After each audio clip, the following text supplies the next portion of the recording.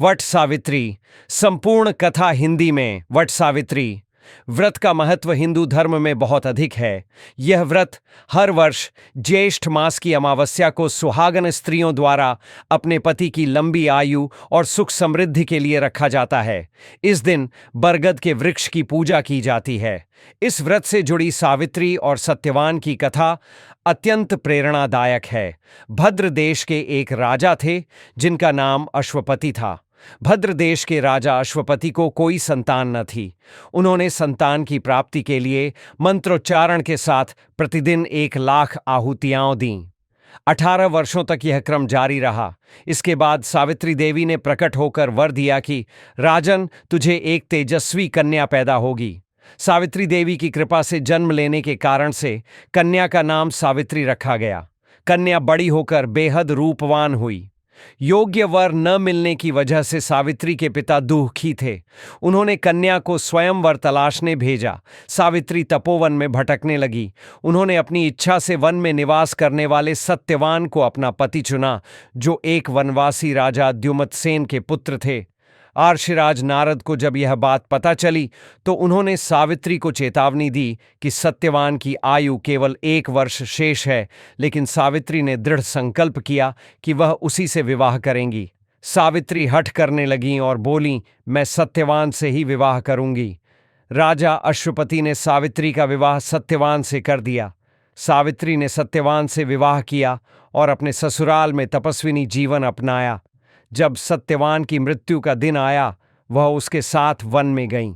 जंगल में पहुंचकर सत्यवान लकड़ी काटने के लिए एक पेड़ पर चढ़ गए। तभी उसके सिर में तेज दर्द होने लगा। दर्द से व्याकुल सत्यवान पेड़ से नीचे उतर गए। सावित्री अपना भविष्य समझ गईं। सत्यवान के सिर को गोद में रखकर सावित्री सत्यवान का सिर सहलाने लगीं। तभी वहां यमराज आते दिखे। यमराज अपने साथ सत्यवान को ले जाने लगे। सावित्री भी उनके पीछे पीछे चल पड़ीं। यमराज ने सावित्री को समझाने की कोशिश की कि यही विधि का विधान है, लेकिन सावित्री नहीं मानी।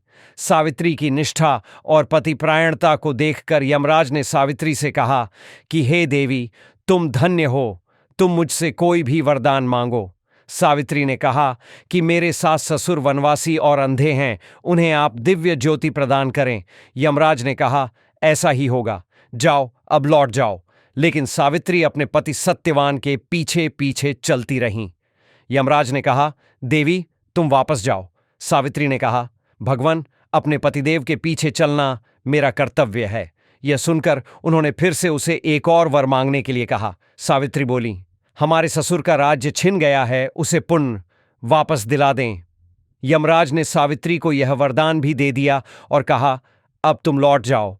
लेकिन सावित्री पीछे पीछे चलती रहीं। यमराज ने सावित्री को तीसरा वरदान मांगने को कहा। इस पर सावित्री ने 100 संतानों और सौभाग्य का वरदान मांगा।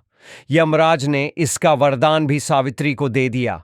सावित्री ने यमराज से कहा कि प्रभु, मैं एक पतिव्रता पत्नी हूं और आपने मुझे पुत्रवती होने का आशीर्वाद दिया है। यह सुनकर यमराज को सत्यवान के प्राण छोड़ने पड़े। यमराज अंतर्ध्यान हो गए और सावित्री उसी वट वृक्ष के पास आ गई जहां उसके पति का मृत शरीर पड़ा था। सत्यवान जीवंत हो गया और दोनों खुशी खुशी अपने राज्य की ओर चल पड़े। दोनों जब घर पहुंचे तो देखा कि माता पिता को दिव्य ज्योति प्राप्त हो गई है।